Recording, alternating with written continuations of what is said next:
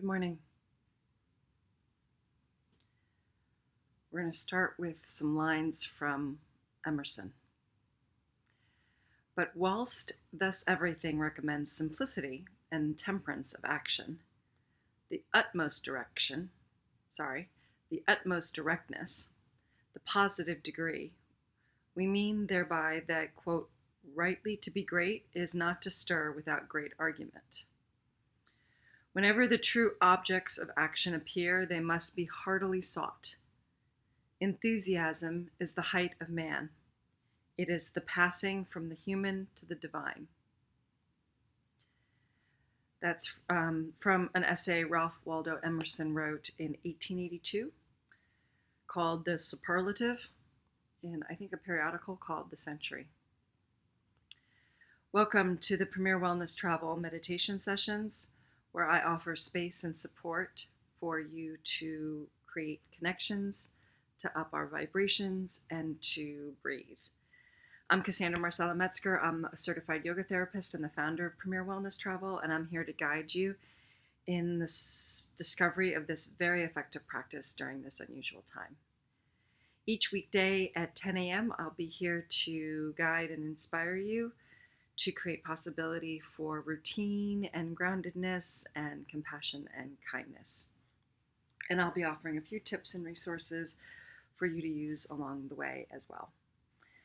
So, and if you're watching this meditation on YouTube, I would just ask that you give it a thumbs up and maybe subscribe. Every little bit helps. So today we're continuing our series on the yamas and niyamas. Today is the third niyama, which is Tapas. Tap is the root, and it means to blaze or to burn or to shine. And Dhanapari translates this niyama as a burning enthusiasm. It's like a hot, concentrated effort against all circumstances to achieve a goal. Another way of thinking about it is that it's a disciplined use of our energy. Discipline is often deemed as a negative, but when we create a container to direct our energy or into a tunnel, then the strength of that directed energy can be given all the more power, and that ultimately will give us freedom. So it also, this niyama tapas creates a state of consciousness that can sometimes be described as being in the flow when we're not aware of time. So when we reach that goal, we know we're in a state of tapas. So let's go ahead and get started. I want you to sit up tall and close your eyes. And this is the tapas is going to be the subject that we meditate on today, how we can generate more of it.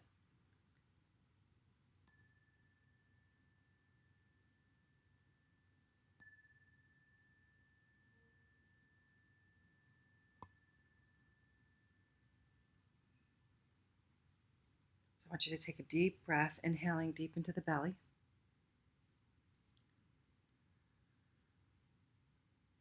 And exhale.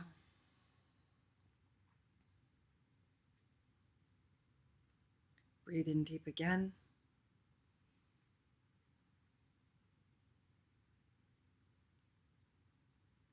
And exhale.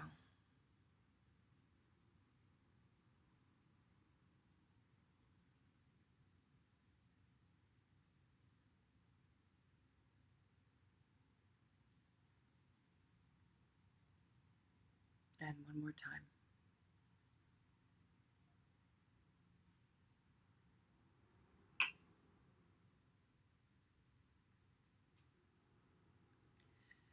Now, when we discipline or direct, what we're doing is not necessarily disciplining or trying to direct our laziness or our badness. Instead, we're trying to discipline our delusions and the ways that we escape from reality, that distract us from our goals, or that distract us from fully living.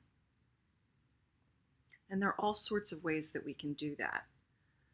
Some people do it by immersing themselves too much into work. Some do it by binging Netflix or whatever streaming service you subscribe to.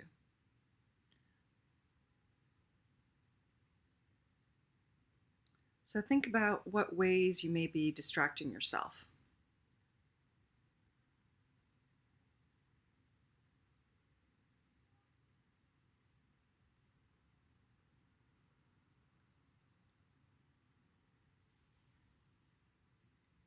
Or in what ways are you perhaps inhibiting living out your full potential?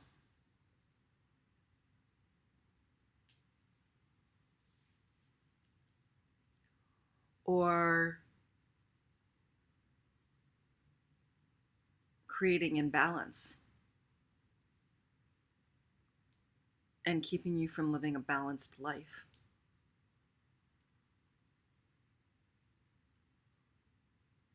So that you're not living to work, but work to live. And to make sure that you are living fully.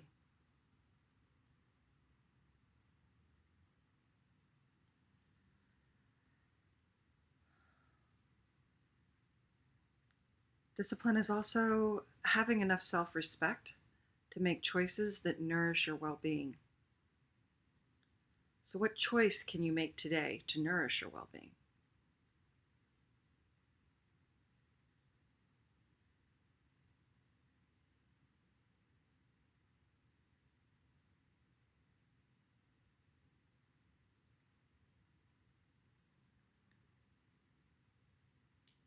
What choice can you make today to provide yourself an opportunity for growth?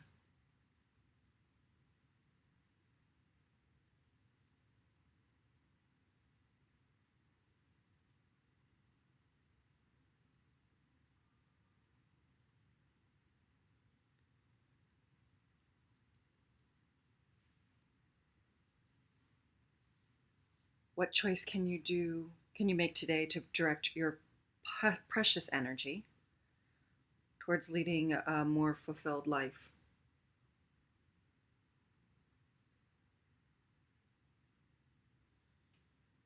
One that is exciting.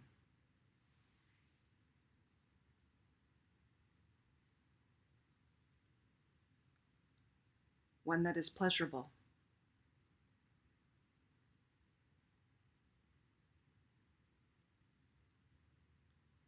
One that has meaning.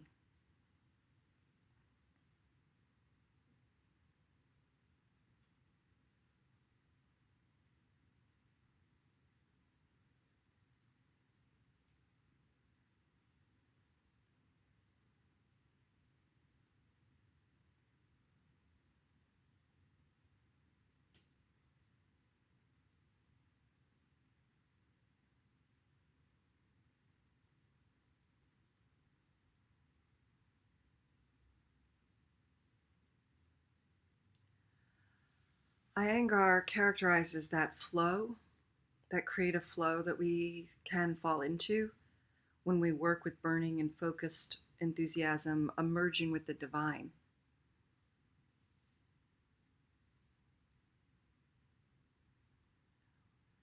You could think of it as merging with the creative muse.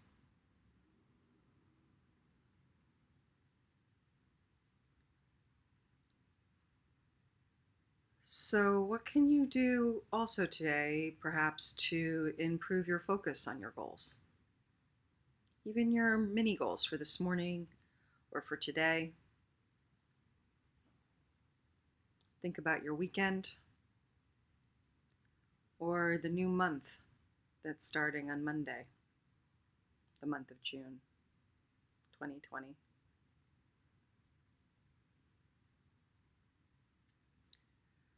What can you do or create in your environment so that you can be that focused beam of light that's cutting through the darkness?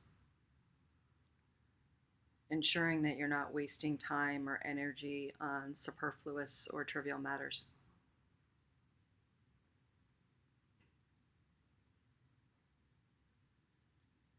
Now, with so many of us working from home, we're interrupted often by other family members and by our children. And those are not trivial concerns or interruptions.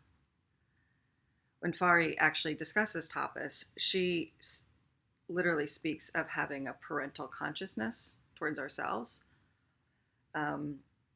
in order to foster this burning enthusiasm. But she advises coupling that consciousness with a good sense of humor. And certainly we all need that during these unusual times. So as I was speaking earlier in the week, or referring to earlier in the week, we want to be not too tight and not too loose. And try to keep that burning enthusiasm going, and not to entirely give up because of all the interruptions. Because it's true that, to extend the metaphor, that burning a fire is easier to keep going than restarting once it's completely died out. It can take more effort to get it going again. So this niyama requires us to feed those embers at regular intervals. And the way that we do that is to care for our own energy and to care for ourselves. And it's all those things we know to do that we don't do maybe as assiduously as we should. It's eating well, maintaining good sleep hygiene, moving your body, drinking water. I would say meditate daily.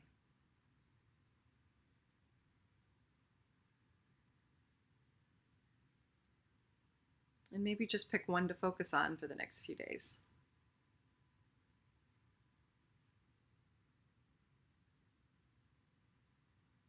Pick one fire of life to cultivate your energy and that burning enthusiasm that is tapas.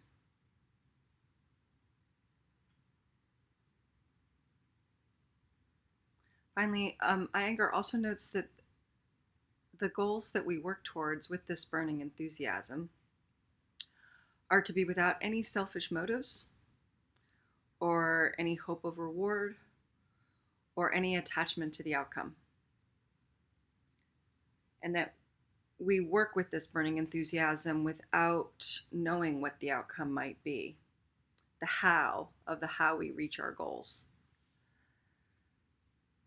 and give that up to the divine.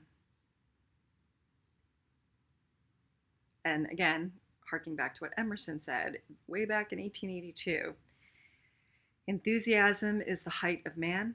It is the passing from the human to the divine.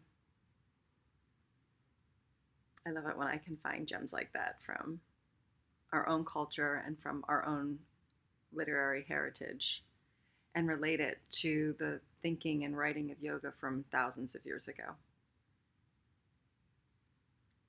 Go ahead and open your eyes.